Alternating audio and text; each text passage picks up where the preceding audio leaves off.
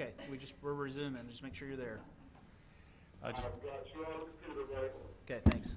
We'll just call this meeting back to order. So we've heard from TNTP. I want to make sure that we hear from the department as to where they stand on this, and I understand they have a quick update for us.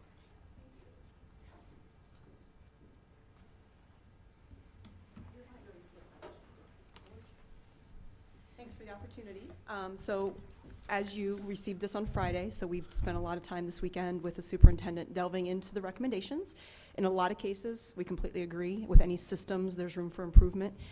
So we will have a written response kind of outlined in a very similar way as TNTP has it organized, coming out with the board materials is our plan. So we hope that's reasonable. Great. So I think Great. that's Wednesday you'll receive those. Yes. I would say two global comments that I would just like to make as we read through all this would be one regarding kind of this advisory team idea that kind of came here at the end. I was mentioning to Dr. Freitas here at the break that INTAS has what's called an advisory board. That advisory board right now is currently made up of Mr. Guffin, the department, Sarah Pease, ISTA, AFT, the Principals Association, the SUPS Association, the school boards, and the higher education entity. All have somebody sitting on that body.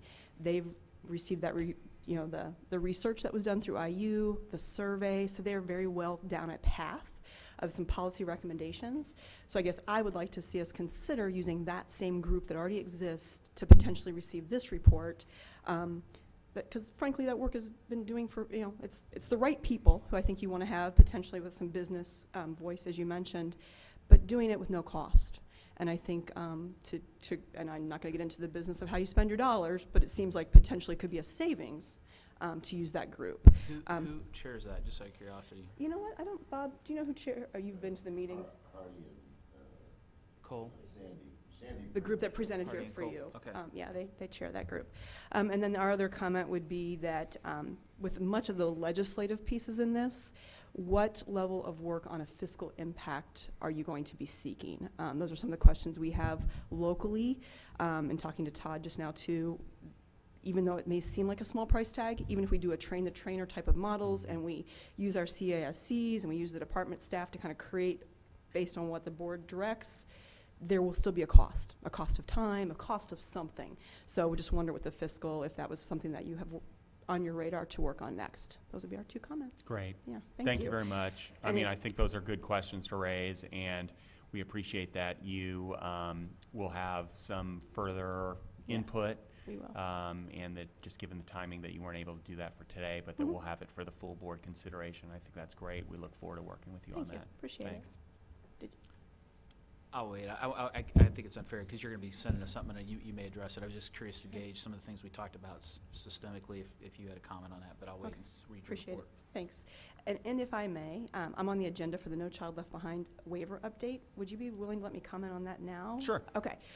Because really there is no grand update other than the first of two calls with USED is tomorrow. I believe State Board staff was joining us for that call.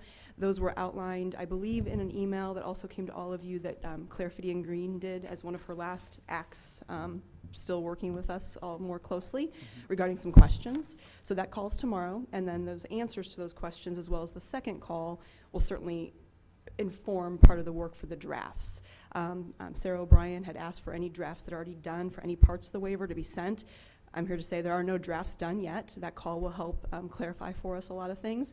Our teams are starting to work on some drafts, and as soon as we have them, we will. And I know there was some concern last time they were sent in a piecemeal kind of a way by Principal 1, Principal 2, Principal 3. That really may be the fastest way to get anything to you as we finished a draft, would be to get it to the board members. So if you all could ponder that, in what way you'd like to receive them.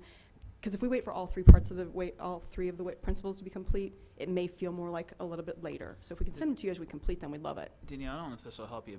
I don't know if that was so much a concern, but some of it was because of the time was compressed. Sure. But what happened was we would get Principal 1, and we'd read it all weekend, only to find out that that's not Principal 1. Here's the new Principal 1. Sure. So if anything can be done to cut down on that, because Yeah. we're reading it from the standpoint of how congruent is it with things that we're responsible for and Right. generally wanting to ask questions, and I really That's what was hard about it. Okay. was that We got certainly hope to do a multiple- better job, and we also certainly, from what we've seen from USED in terms of the training and CCSO's workbook, they are seeking very little, they are demanding, I should say, very little changes of the states. And in fact, they're asking for any genuinely substantive amendments or changes to come after this initial reapplication comes in. So hopefully what you'll receive is a red line copy of what it was, some changes for what we're seeking, but not something as, I guess, robust or verbose as what we had last time. And the other thing that's not a part of the waiver this time is all the evidences. So remember how we had like 1,000 attachments? Mhm. None of that exists this time. Right. Great, thank Okay. you. I appreciate that flexibility. You bet. Yep. You bet. So, having heard the recommendations from TNTP, I think I would like to just call for perhaps a motion to move these recommendations on to the full board for consideration. I think we've received, where we've had some really good discussion, we're going to be receiving further input from the Department of Education, and I think we've raised some questions that we're going to potentially tweak at the full board level, but I think it would be appropriate just to move these on to the full board. Oh, I'll second that, but I want to clarify that we're simply moving them forward to the full board. This should not be viewed as any kind of an endorsement or final say on them. It's just saying, let's get the full input of the board. That's important to me on that. Will it be on our agenda for discussion or for voting next week? Do you know? I believe it's on action. It is on. I would love to hear dialogue about potentially that it should be for discussion. It seems to me action may be a little premature. I don't have a problem with it staying as action as long as people understand that simply voting it out here doesn't mean there won't be things raised at the full board meeting. Right. Because I'm going to raise some concerns, and action could mean a lot of different things. Action doesn't mean we go carte blanche on this. It could mean that the full board weighs in and we reach some kind of agreement on sections of this we move on now and others we wait on. I don't know, but I have some things I'm still wrestling through, but my fear is if I don't clarify that comment, people will read into a vote here that somehow that means we're just signing on to everything that TNTP has recommended, and I appreciate all that work. I'm just still working through a few things myself. Well, I think it's been important for us to flesh out some of the issues, and we will certainly share that with the full board. And I agree, we are moving it on. I personally am very supportive of the recommendations that have been made within this report. I understand that there may be a tweak here or there. Further input from the department for sure will help inform us to potentially other considerations. But we haven't heard those yet. So I think it would be appropriate simply to move it on to the board for further discussion. And we will certainly have more time over the course of the next 10 days to weigh in before the meeting, as well as at the board meeting, the full board meeting, on these recommendations. So I don't know if I made a motion or not. Yeah, I but, seconded for you. Okay, so but with that, all those in favor of moving these recommendations onto the full board signify by saying aye. Aye. All those opposed? Hearing none, these recommendations will be moved on to the action agenda item of the full board.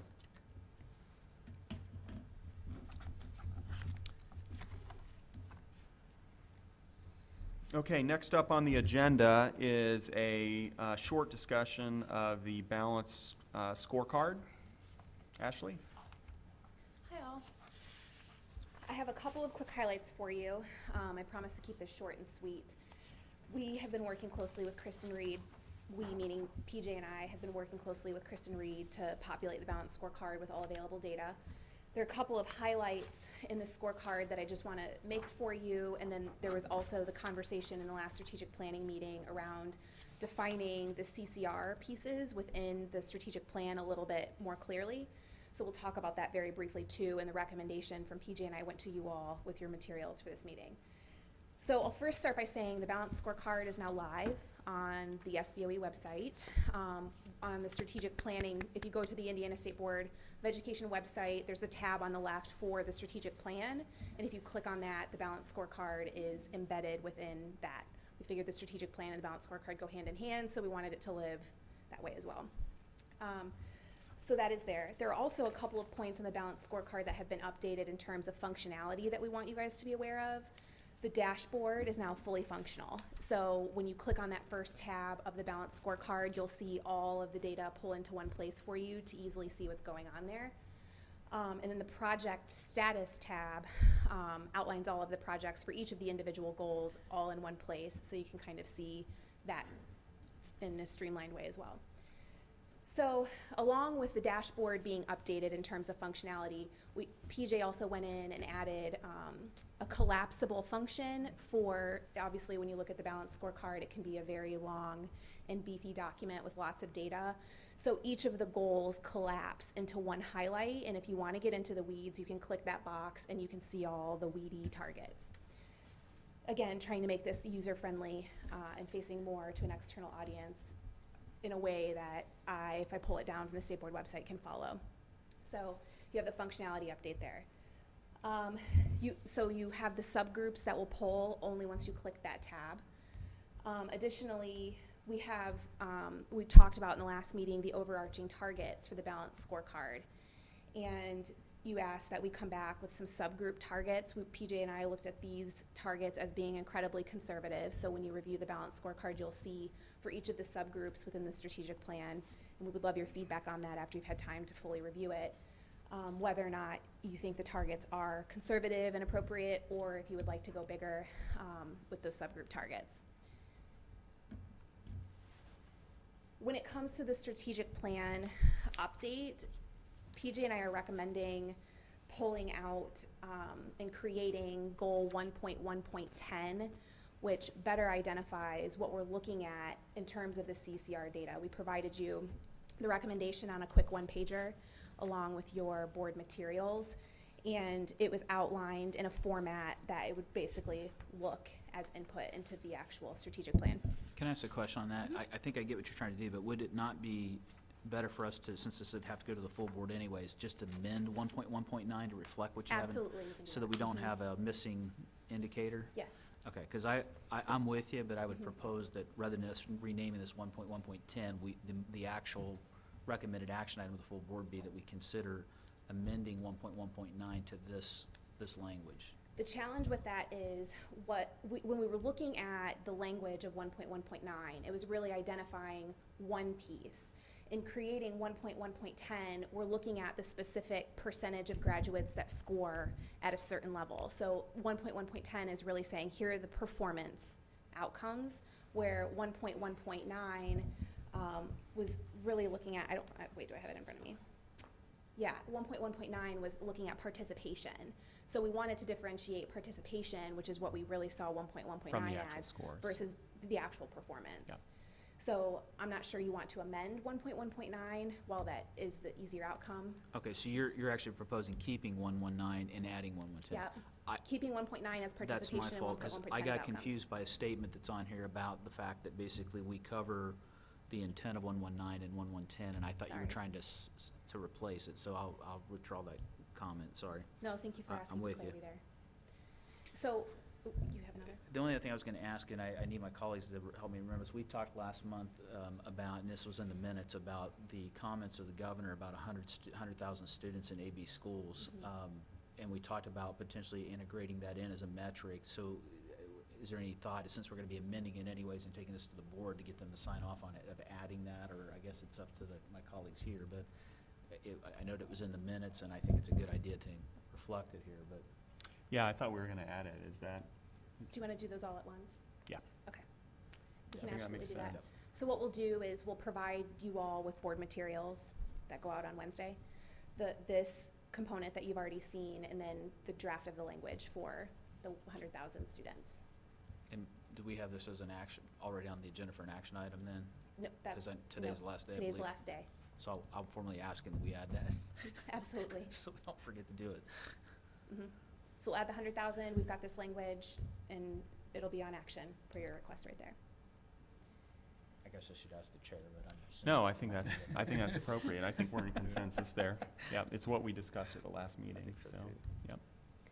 So, on to the next steps. We will update the strategic plan with the language.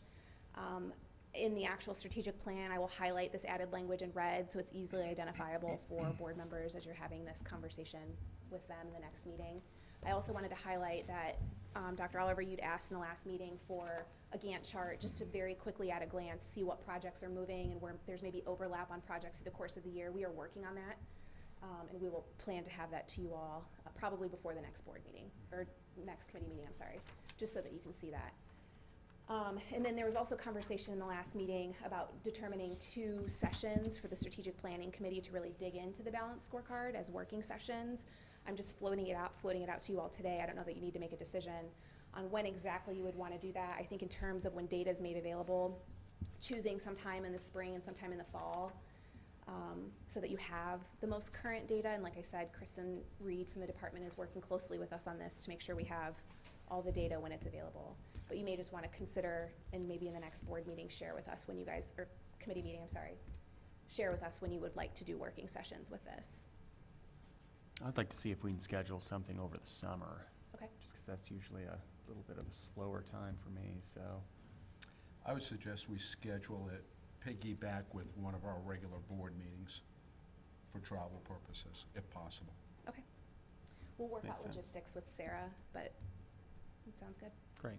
Okay. I- It's all, yep. I have a question for you. Thanks for your great work. It's from the initial stages, Dr. Oliver and myself, working on strategic planning to a piece of paper to actually something that works is tremendous. It's coming to life. My question deals with the actual dashboard and the dynamic nature of a dashboard. Things are going to be changing all the time as information's plugged in.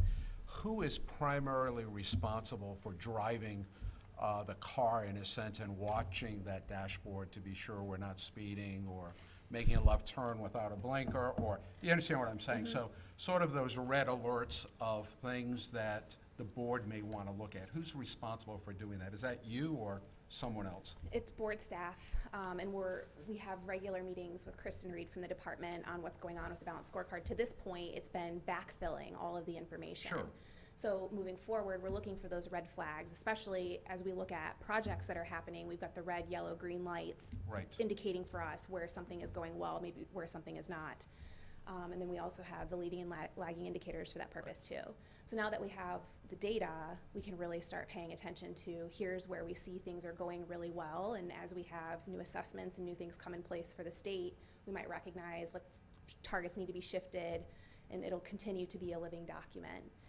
So in the strategic planning meetings moving forward, we'll be flagging, hey, here's what we see happening here. Here's something you guys may want to consider. Maybe we need a project around this to dig into it further. Okay, great. That answers it. I just want to say congratulations to both you as state board staff as well as the Indiana Department of Education staff for working together on this. I'm pleased with the progress. Just to echo my colleagues, and I think it's an excellent tool for the board as well as the department as well as the public for understanding where we are as a state and kind of what we need to focus on. So appreciate the effort and look forward to continuing to work on that. Well, my mantra as a classroom teacher was teamwork makes the dream work. I think the same holds true at the state level. So we continue to try to operate from that perspective. Good. Great. Thank you. Thank you. I think the next agenda item is an update from Leroy Robinson, who is the department's Director of Family and Community Engagement. We heard from him last month, and he'll be providing us with an update today.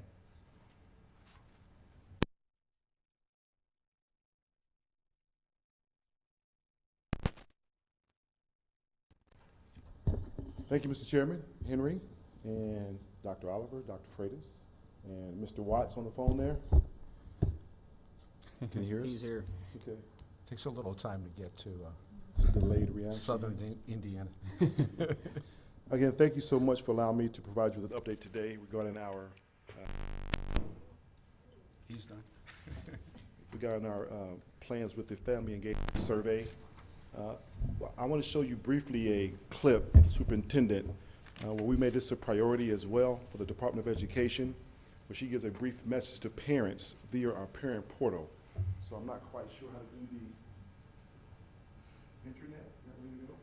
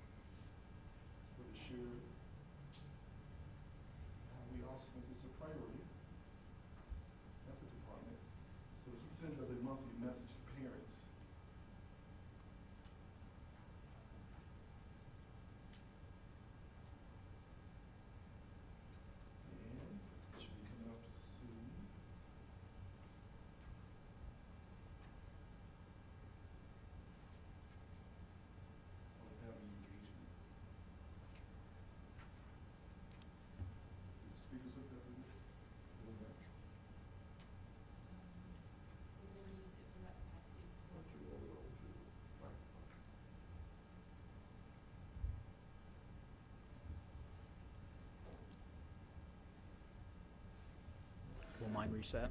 Anyone read lips?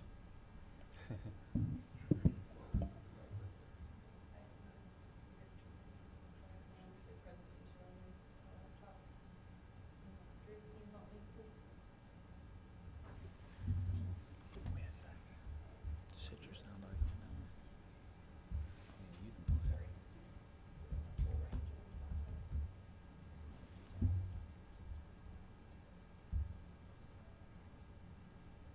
Just go to your bottom left. See that little sound icon? Yeah, there's a little Just mute. slide it up. It's muted.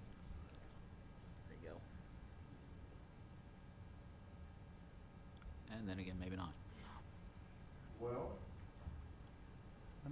Maybe I You can pull haven't it up. memorized the message and I do not. I Regurgitate should have had it the back. script and could have read it to you, but we'll continue. But it's there on our parent portal. Superintendent Ritz makes it a priority each month to address the parents in our state about the importance of family and community engagement. We'll continue on. Do you want me to play it? I I- mean, I've got it pulled up here. Oh, sure. I mean, it won't be visible on the screen, but the board can hear it.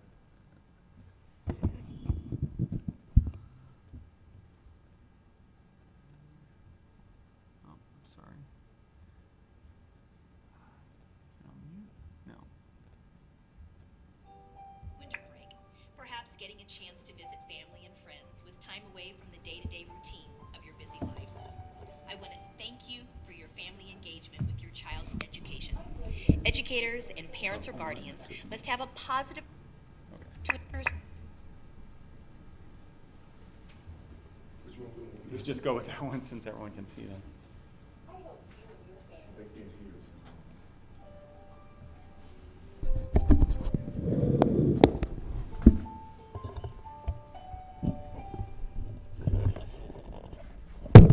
I'm Glenda Ritz, Superintendent of Public Education. I hope you and your family enjoyed your winter break.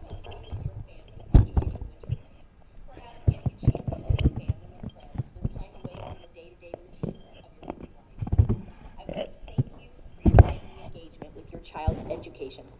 Educators and parents or guardians must have a positive relationship to ensure students are prepared for the opportunities they will experience upon graduation.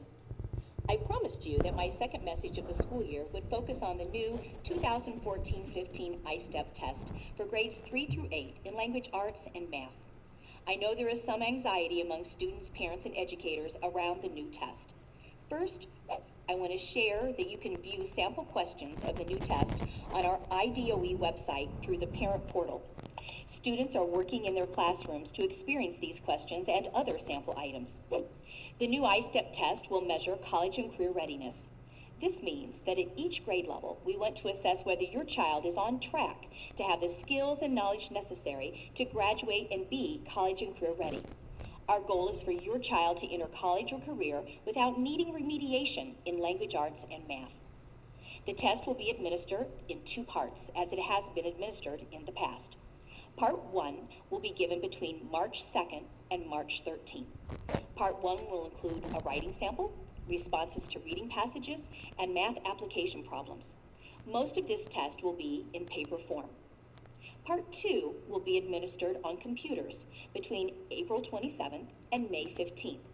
There will be different types of questions in which students will be asked to demonstrate and apply what they know. How can you help prepare your child for the new test? Visit the parent portal on the IDOE's website. Instill confidence in your child that the test will measure what they are learning in the classroom. Help your child have a good attendance at school and keep up with their schoolwork. Make reading a part of your daily home routine. And stay in contact with your child's teacher regarding academic progress and ways to assist your child. Thank you again for being engaged in your child's learning. Have a great start to the second half of the school year. Thank you, Dr. Oliver. Mr. Chairman, allow me to share that video with the superintendent of our commitment to contacting parents. So with that, I just want to give you a brief update on where we are. We left last time, we talked about a scientifically valid survey. And one of the comments of the last hearing was from Ms. Vivian Green, stated that she had some contact with some schools and universities. So we got that information about 2 weeks ago, and contacted 6 schools and 6 university professors. Of those 6 you see there in your packet, 4 have not responded as of yet.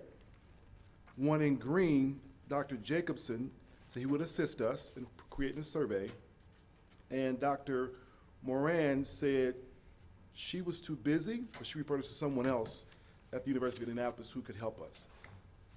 The 4, Dr. Hill, Dr. Shelley, Dr. Barona, and Dr. Hill-Clark, have not responded to my email request for a conversation, but I will follow up with them later this week. So We again, can that was help you with we can help you with the Marion people too. I'm sure. You know what? Sidebar, I spoke there last night at Marion University, Sister Norma. Okay. Those who know Sister Norma at Marion, I spoke there last night to a group she had me come and speak to about poverty. So, Great. Sister Great. Norma at Marion, good Great. space. So yeah, so we'll follow with those other 4 and Dr. Jacobson here this week about what role they could play in helping us with this survey. So that was just one update from Claire Finney and Green when she said that she had some contacts at the universities. On the next page, we have a relationship with and a contract with Great Lakes. We contacted them as well a few weeks ago. They provide us with the Harvard Family Project, and in that research project, they share with us different data collection instruments that involve family involvement. So what we decided to do is look at the whole packet, which you guys should have a possession of that packet as well. And in there, we looked through the different survey instruments and from the Harvard research project and found 3 that we thought met the criteria you guys were looking for in your strategic plan. And the first one, which is on page 6, outlines the parent and school survey. That's free, which is good. I'm sure you guys want to hear that. It is free, and what it does, as you guys see in the packet there, it engages parents of children in kindergarten through 6th grade, larger middle school class settings, and this has 24 items about parent involvement behaviors and beliefs on a 5-point Likert scale, strongly disagree to strongly agree. And again, this tool here is one of the ones we recommend you guys look at. Also on page 10, the parent-teacher involvement questionnaire, which also is free. It has 26 items on a 5-point Likert scale for specific frequency, general frequency, and level of agreement. And it talks about the quality of parent-teacher relationship, parent involvement and volunteering at school, parent endorsement of school, frequency of parent-teacher contact. That's just another example of a survey that we could use. Again, it has 26 items on there. And the third one that we were thinking of costs $20 for each of the sets of surveys. This is the School and Family Partnership Survey. And this is the School and Family Partnership Surveys and summaries are sets of surveys used to assess attitudes. So I think that was in the the board strategic plan was the word attitudes about the parent-teacher relationship. 2 versions are available, one for use of elementary and middle school populations and the other with high school populations. There's also a youth questionnaire for students in high school. Again, this is the third one that we thought, if you guys are interested in, it does cost money. But these are the 3 out of this packet that we thought were interesting and may fit the bill. There were some concerns that I wanted to bring to your attention on the next page of the presentation. The time frame, there was some of the questions we had during the discussion, was the time frame for implementation of the survey. We could use these immediately. Once we pay for the one for $20 a survey or download them, we could use them right away. How long would it take to implement each instrument? We wanted to keep them short, didn't want to keep them too long, and each of them were between 21 and 26 questions. But the most important question that I think we may have need your input on and feedback is number 3, what are the barriers to implementation of the instruments, such as logistics, on how the survey will be distributed, and who will distribute them? Is that something the state board will do or something the Department of Ed will do? However, we have our own idea. I want to share that with you as well to see if you guys were interested in a pilot. What we've done over the course of my new role is I had the coordinators throughout the state identify schools that they thought were in high need. We have the 9 different regions in the state. Each coordinator, we have 13 coordinators, each of them was to provide me with a school that they thought was in high need. and put them in put them in tiers 2 or 3 based off the RTI concept. And these schools in tier 3, which is 12 schools, are in the highest need. And then there's 11 schools in tier 2. These are identified by the coordinators in the different regions. And we thought that as a pilot, we probably start with those schools. And the purpose of the pilot was to work out the logistics of implementing the survey. We didn't want to go statewide just yet without figuring out the logistics and the process of implementing the survey.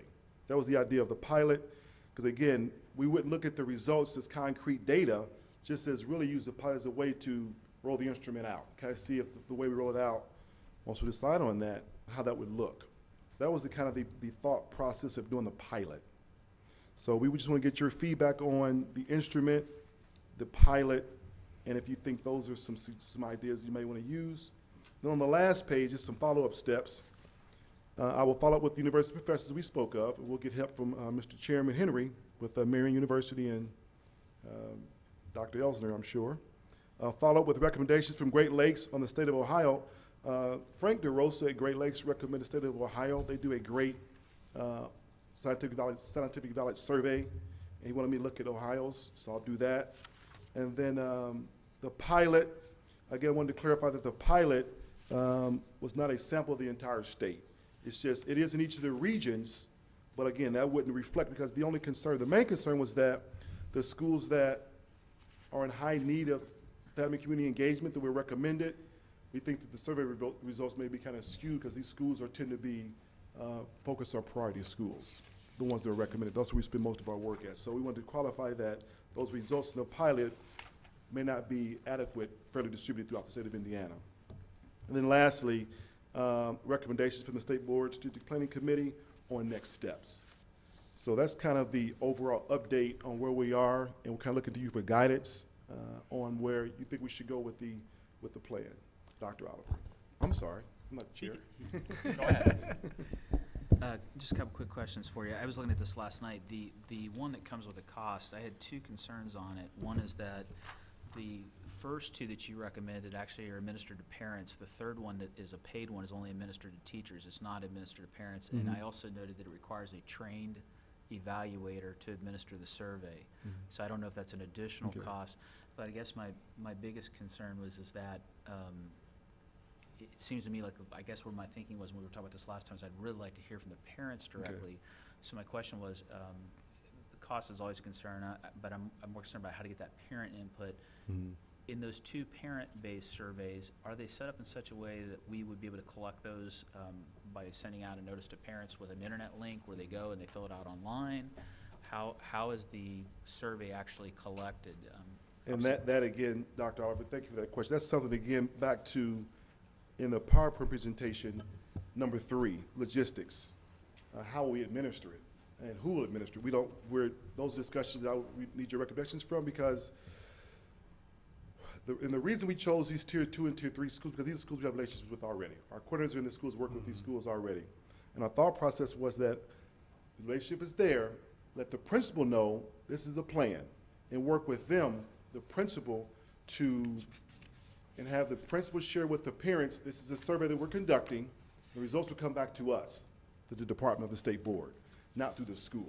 But we would need, our thought process, we would need input from the building leader to do the survey of their parents, because we don't have access to the parents. Right. So the results would have to come back to us, of course, but we need the principal in the building to okay it, to authorize it for his or her parents. I was just going to add one last point on that. I would think there was an advantage to the districts in us going down this path for them. One, it gives them critical perception data for their school improvement plans. If they have a Title I plan, and many of them do, it provides them yet another source of parent perception data. Now, that's not to say they're not doing some kind of localized survey, but we're talking about a national tool that could be standardized. We would be able to create for them a state repository of all that data, so they could see themselves comparatively, which they cannot do right now, to see how they stand. So I think there are benefits to this. I would hope if we would do it, it would be department-led with the cooperation of the LEAs, seeing the benefit to them in doing it, because it not only gives us data back at the state level for us to look at how we're doing statewide, I think more importantly, it gives them valuable perception data with their own parents in an organized way that could also allow for the possibility to do some comparative analysis with what we're seeing statewide, or even by region, if we could break it down that way. Which is our goal, Dr. Oliver, though, the concern that came up in our discussions, though, was that, I mean, you are accurate, and we believe the same thing, though, but we weren't sure that the district want those results to come to us first. Because if we do it in Washington Township, as an example, Okay. and we get the results of the parent surveys before the superintendent and the school board sees them. So we didn't know if they would want to willingly agree to allow us to survey their parents until we get the results, because they would want them first. So that was the only thought that we had about that. So I do agree with you about the information we would provide, which would be helpful to the district, but our thought was that the district want to see it first and control the survey. So we was going to use the schools that we had relationships with, most were Title I, and kind of encourage them to do the survey for us. So. Well, there's nothing personally identifiable, I don't think, on these surveys to their students. I think it's gonna be aggregate data about perceptions held by parents of that district. I guess what I'm wondering is there some reason why the districts wouldn't have access at the same time the state would? Because this is not like iStep results where it's being factored into a letter grade or something. This is meaningful perception data we hope will help them understand how their parent stakeholders feel about things at the school. And so you're looking at it from the aspect of we would all get the information, all three entities, state board? Sure. Okay. David? Have you talked to the parents' groups statewide? Mhm. You have. What do they have to say about this? They like it. I've talked to many of them as I'm traveling through, doing this work, and they like the idea, but again, some of them, we don't have the contact directly with the parents. That's the issue. We can't contact them directly, so they like the idea and they want the information as well. And some of them have pockets of it, the information though, but no one has a database of all the parents in the state of Indiana. Okay, so the state PTO, PTA, whatever the organizations are, they don't have a robust database where we could work directly with parent groups, parent to parent, rather than going through the school? I have not spoke to the state PTA or PTO. Do you think that's a good idea to talk to them and make it a parent-to-parent kind of thing? And if they Indeed. already have a database, then we could do it electronically and save DOE staff time, and I think the response rate would be much greater, frankly, Yes. if the organization that they're part of already Okay. asked them to do a survey, and we can talk about the purpose of it. Mm-hmm. So I would urge you to do that as an initial Definitely. step. Definitely. And that would deal not only with who we contact, but would enable us to go beyond your pilot recommendation. We could do all the parents, and it would solve that particular problem too. That is a great suggestion and a new one. That wasn't a route that we thought though, but those organizations would be great. I'm sure they have a database across the state that we could tap into once we approve of an instrument to use with them. Are you Right. saying something that still, we would have the instrument though? We would provide them Correct. with the instrument. Right, I think we should agree on an instrument. Right, okay. And when you go to them, share the instrument, see if they have any concerns. But if these are already vetted instruments, I don't foresee why it'd be an issue. My other question deals with the instrument itself, whichever one we select. Obviously, we want to limit the number of questions. But is there a possibility that the state PTA group would want to ask one question, an additional question, and maybe the board wants to add maybe one question to make it Indiana-based rather than the national thing? And I haven't looked at all the questions. I don't think we received that yet. But in order to make a decision, I would need to get copies of each instrument to see how relevant the questions are. But beyond that, I would potentially like to have flexibility to add a question and have the state group, if so desired, ask a particular question. And I think that just enhances it and tailors it to Indiana for us. So these materials seem to be copyrighted, so although they're free, they are copyrighted, and you would need to check with them if we do decide to add a question or two to be sure that is acceptable to them. From talking to thank you, Dr. Freitas. From talking to Frank DeRosa, Great Lakes, he assured us that the only process is download them. So, but I would Okay. go through the additional steps, because I said, well, how do we access? We said, online for free, download them. But I'll go through the additional steps to verify that what we're doing is ethical as well, so. And my last question for this, this set of questions deals with timeline. Are you looking at getting it done this spring? I'm looking for you for guidance for that. So whatever you, I'm What looking for your time is it guidance. today? Your guidance. I think we should try, Mr. Chair, to get this done before parents are away, kids are away for summer. Okay. So I would like to jumpstart it and work as quickly as possible. I'm not sure what's on your plate, but I would urge you. This is a priority. Okay, so I would urge you to get some of the data, run it through this year, take a look at the results. We may want to modify it based on what we see and then go from there. But I think your plan is excellent, and I just hope we can expedite the process. So I'm thinking of, we have to agree on, I need to provide you with the questions from the instruments. We need to agree on the instrument that we can roll it out. And the PT, I can't see why they wouldn't want to be a partner in this. That makes Absolutely. sense. I'm looking for a little bit more guidance, and I like the direction we're going. But I'm looking for a little bit more guidance from the department as well as the board staff on some of these choices that we need to make. And then my other concern is the fact that and we had this discussion last meeting. I understand these are now scientifically valid questions, but at the same time, the submission of them to the department is a voluntary basis. So, and correct me if I'm getting off track here, but I'm looking also for something that is a little more, that will inform us to me, in a more accurate way as to the true perceptions, as opposed to just what comes in from the people who are answering the surveys that we've sent out. You see what I'm saying? I'm trying. Well, think of it in terms of like a poll. I can send out an email to, 1,000 voters, and I get a response, do you like candidate A or candidate B? And I get a response back, and the questions I've asked in that poll are scientifically supported, they're not leading or anything like that. But the results may be skewed based on who responds to, who I've reached out to, as opposed to a true scientific poll that fairly and accurately, based on all kinds of science I have no idea about, but gives me an accurate, or as accurate as you can get, snapshot of the viewpoints of those you are polling, or of the greater community.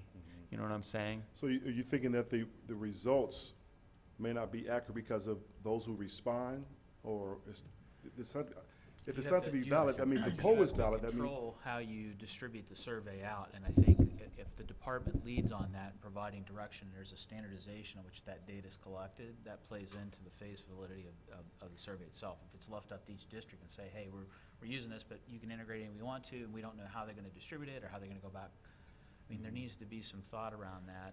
I will say to you, of the three, I am familiar with PTIQP, which is out of Duke University, and it's associated with something called the Fast Track Project. And one thing about that, I'll be surprised if they don't tell you that they want, if you're gonna use their instrument, they won't have some things to say about that. And the reason for that, at least with that particular instrument, is there's actually a national level database.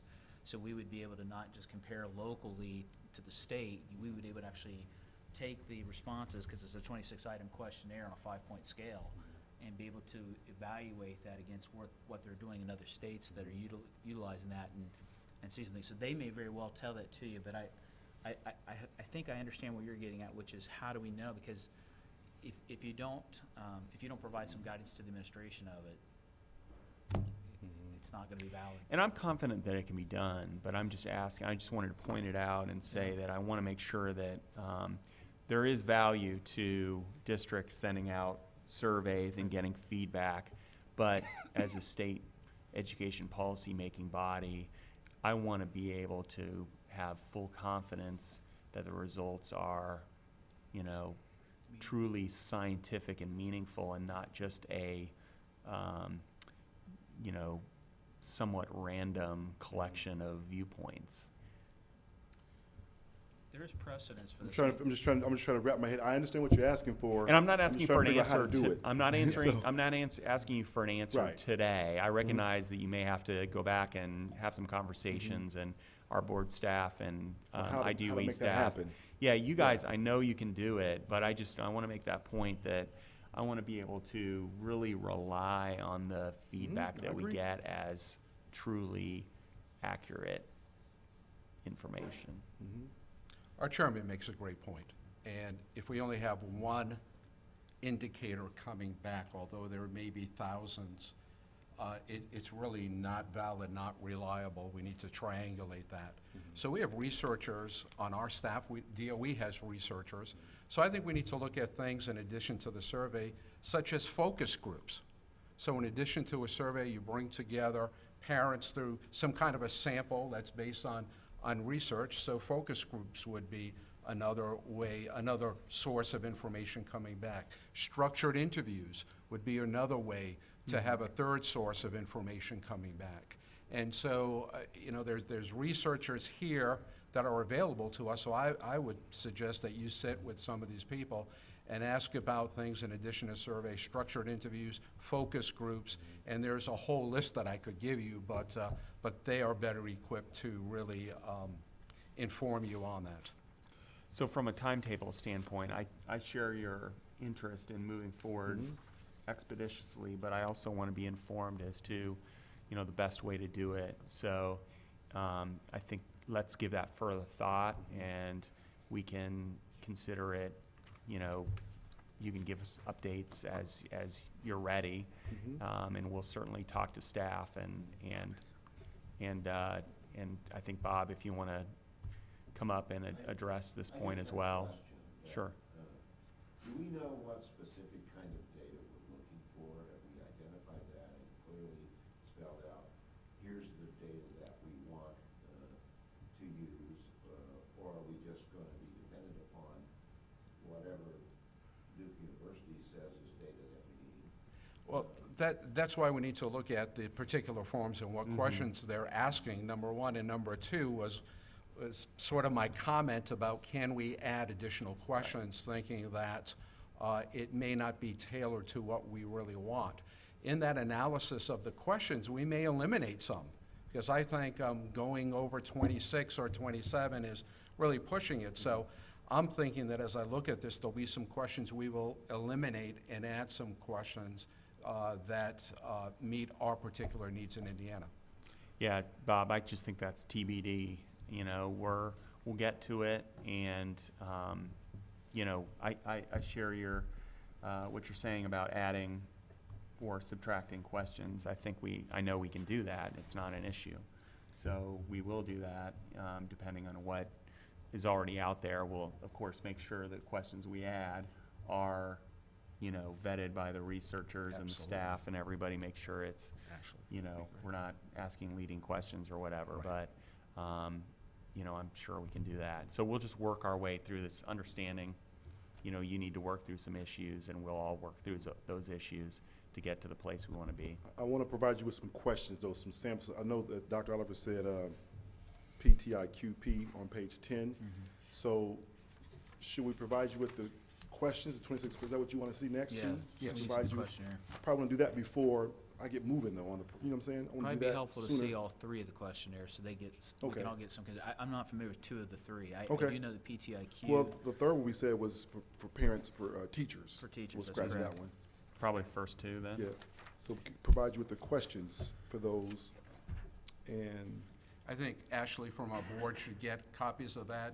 Whoever in DOE is responsible for this should get copies at the same time. And then I would suggest you come back with a recommendation to the chair and a rationale for it. And I think the chairs, everything should funnel back to the chair. We'll send our comments to the chair, and then the chair can make a decision or ask us for a vote. But in order to really get this going, having the chair be the funnel of all information can facilitate it. sounds good. Great. So, we'll see you here next time. But I'll get this to you this week, though. I'll get this information to you this week, though, to Ashley and to the groups as well. Great. Super. Okay, So, thanks okay. very much. Thank you all. Appreciate it. Appreciate your Thank update. Have a good day. Thanks. Okay, so we've heard from Danielle regarding the waiver, so we'll check that box. And I think the last agenda item is an update from Sarah Pies. I'm sorry, Pease. I work for a group called Pies, so sorry. Sarah Pease, Department of Education Educator Effectiveness Specialist. And this is just a follow-up from the January meeting. Absolutely. Thank you. Sure. I just have a quick PowerPoint presentation. It's just some follow-up data that was requested from the last state board meeting when I presented on the 13-14 evaluation ratings. So let me get that quicker. We went through, there were some questions about evaluation models and percentages used for student growth and achievement. So we pulled evaluation systems from the evaluation models RISE, as you'll see, modified RISE, other, so other can be some, maybe like a nationally recognized program such as like Danielson or Marzano, TAP. And so we went through it, and what we found is that there really wasn't any significant difference between the ratings from the 12-13 school year and the 13-14 school year when you look at highly effective and effective ratings. So no matter what model they're using, you know, we had a slight increase of the number of highly effective and effective teachers. So we just wanted to kind of give that information to you. I mean, the good thing is that we're seeing that we want instruction to improve, and that's happening with our teachers.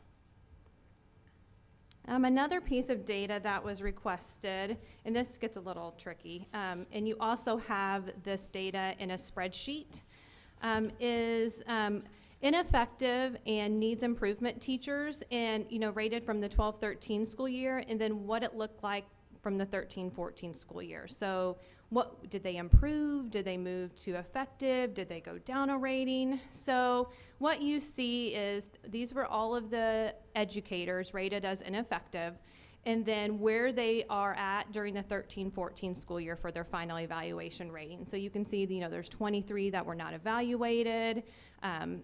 There was 116 that were no longer teaching, so maybe they went to a non-certified position, or maybe they just left teaching field. So you can kind of see that disaggregation, and then there's also a spreadsheet that will get deeper into those as well. So then we also looked at the same thing, the movement of educators rated from improvement necessary from 12-13 to 13-14. So as you can see, we had 354 that are no longer teaching, so that means they were not reported on any CP or ER reports in 13-14. And then we had a significant amount, 456, moved from improvement necessary to effective, so moved up that notch. We also kind of, when we went through this data, thought, well, let's look at the educators that stayed in the same corporation and maybe educators that were rated as those two bottom categories and moved to a different corporation. So we can track that through our data, through our CP.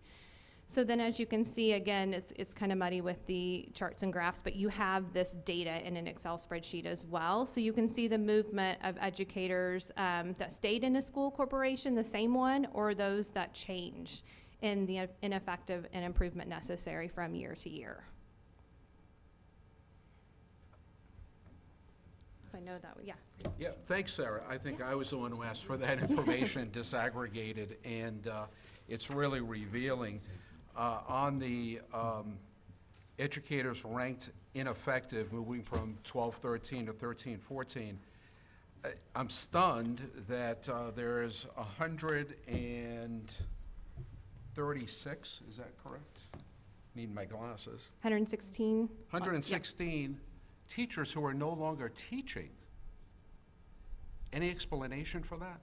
No, I mean, this is just data that we pulled, so that means that they were not, their SPN, which is their student personnel number, was not reported through any of our data reports during that 13-14 school year. So does it mean that they actually left teaching, or could it be some other reason. Could be some other reason. So remember, these are only certificated employees. So non-certificated employees don't have to be evaluated annually and reported on our ER reports. So maybe they went to a non-certificated position. They don't have to go through this evaluation rating anymore. But it could Guessing al- if they're ineffective, they weren't moved up to principal, were they? No, but maybe they're, a long-term sub. Maybe they are, what ab- working in those could kind they of not positions. be a non-permanent teacher? That's true. A non-public school, maybe they went to a district that's under an unexpired contract and are not reporting data to us in that level. The other thing that struck me as I looked this over is that many teachers moved up on the scale from one year to the next. And I think that's tremendous, because the whole purpose of the teacher accountability system is not to get anyone. Right. It's to help everyone improve, and we can all improve in different kind of ways, but that's the whole purpose of all this work. I feel really good seeing ineffective teachers, the clear majority, I didn't do the percentages, but probably close to 70 or 80% of the ineffective teachers from one year to the next have moved up at least one category, it seems. Is that fairly accurate, or moved out of teaching? Right. Right. So, and this is a section C in our on-site monitoring document. So when we're going out and talking with districts, one of the things we want them to do is look at their effectiveness ratings, just like they look at student data ratings. So what are you seeing? What trends are you seeing? Especially those districts that have been implementing, maybe this is their third year of implementation, and looking at what's the distribution of effective and highly effective in your A through F schools. Really digging into this data now that we've got a couple of years worth of data, they can really look at this and inform decision making, inform what they're doing for professional development during the summer, really dig into this and hopefully lead to that rich discussion of improving instruction over their classes. Then if you go to the next slide, educators rated improvement necessary, and you see a great majority of people moving from improvement necessary to effective. Right. I think we need to celebrate that. Again, it's moving in the right direction, thanks to school corporations, teachers, principals, really moving it forward. And so I think these are enlightening results. It tells us, at least for 1 year, Right. that people are moving in the right direction. Right. So thanks for disaggregating that for me. I'd be interested in knowing the reasons Exactly. why, because to me, the movement of educators rated ineffective from 12-13 to 13-14, about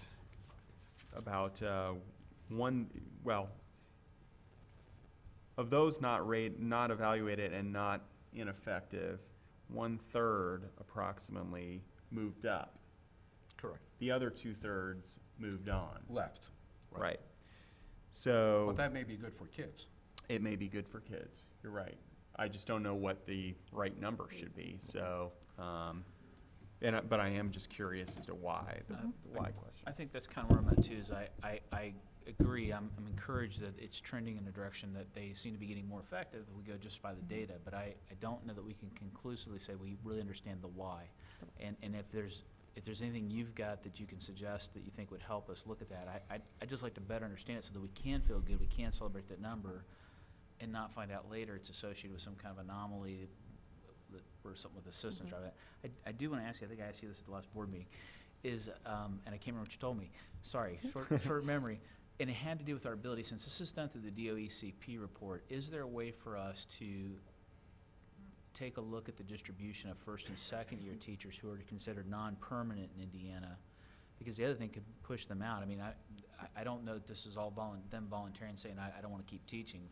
I mean, if they're a non-permanent teacher, there's certainly the possibility that if they were less than 2 years, the district said, we're going to sever the relationship. So do we know who's in this mix in terms of how many years of experience, or? We definitely can. So on our website right now, we have years of experience, first, second, and third year, and where they fall into the 1 through 4 ratings. I just got to go mine. That's yeah, what you told me so- last time. Thank yeah. you for jogging my Yeah, no memory. problem.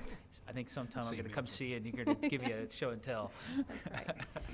I also wanted to give you, I think it was also requested to see all of the student growth and achievement percentages for the state. And so in your Excel document that you were given, of course, you have the raw data for this and improvement necessary and ineffective, but you also have a kind of a chart of every district in the state, a 3-year rolling I-STEP percentage, their eval plan that they're using during the school year, and then the percentage of student growth and achievement they have for group 1 teachers, their percentage of highly effective and effective teachers, and then their corporation letter grade. So this is a way for us to look at it for the past 2 years and really see, do we see any trends? Do we see any correlation between percentage of student growth and achievement, evaluation plan using, and of course student performance data? So when we took the highest performing districts based on I-STEP data, and then of course those that were not performing, the lowest districts on I-STEP data, we couldn't really find a correlation or a linkage between the percentage of student growth and achievement used and either their eval plan or the student performance with 2 years worth of data. To keep that in mind, you know, through our on-site monitoring, we get to visit lots of districts. We're visiting DNF districts, focus and priority, and we're also looking at high-performing districts. And I just want to give you a couple of examples of things that we've seen, and to kind of keep in your mind when you're talking about this significantly inform, and just to think about that definition. What do you truly want it to mean? Well, I believe the intent was you want it to inform that final evaluation rating. So one example I can give you is we have a district been implementing almost for 4 years now. They were only using 10% for student growth and achievement in their evaluation rating. In their report from us, we put, you know, that is not the same as the RISE model. You know, you need to help us with some action plans on how you're going to show us how that significantly informed your evaluation ratings. They actually sent us back a report that showed that 92 of their teachers moved a rating based on when they actually put in that 10% for student growth and achievement. So they gave us that data back that said it is significantly informing for our group of teachers, for our group of students. When we use that, it does change those ratings. I'll give you another example. We have another very high performing district here in the state, and so students are coming in pass plus on I-STEP. Again, they had their student growth and achievement for group 1 teachers rated at 25%. So of course, again, in my discussions with them, this really isn't 50%, you know, the RISE model. And they pushed back and said, but our students are coming in pass and pass plus. So we changed that highly effective rating on our teacher effectiveness rubric, that rigor level, and upped it to 75% because we truly want to improve instruction in the classroom and inform our final evaluation ratings. And by doing that, by decreasing student growth and achievement, increasing the rigor in our classrooms, how teachers are truly performing, we feel like that significantly informs our evaluation rating. So I guess my thought to you is, you know, local control and how the state defines significantly inform, and even how the feds, they don't have a definition on it in the FAQ and the waiver. Just to kind of look at this data, as we always tell schools, look at your student data, make informed decisions based on the data. Just really look at it and kind of see where it's going with the 2 years worth of data that we have here in Indiana.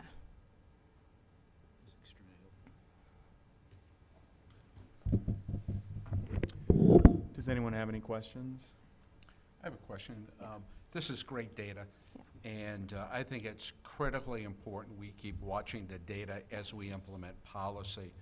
And I think about, if I didn't ask that question at the last board meeting to get this information, would it not exist? Or I know it existed, but would we be hearing a presentation? How do we set in policy or process a mechanism where you feel empowered, or DOE personnel or our staff feel empowered to come to this committee or to come to the board with really useful information without us stimulating it?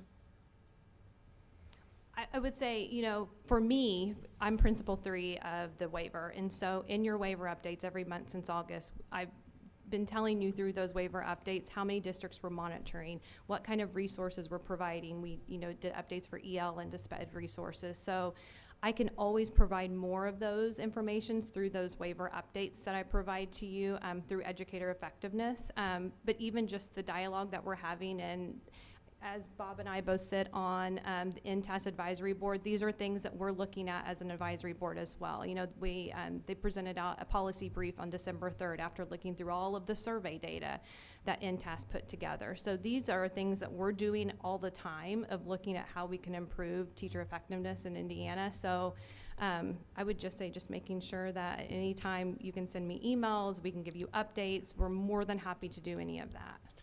I would suggest probably not at the full board level. We just don't have enough time Right. unless we want to spend a few more days here. But certainly at the committee meeting, I'll turn to the chair and ask him to be sure we get you and maybe Ashley back at some of these discussions, because this is one of the most important things we did in this meeting today, and it was a 10-minute, 15-minute discussion, and I'm leaving feeling really good for the 3-hour drive back. But I think it's really important.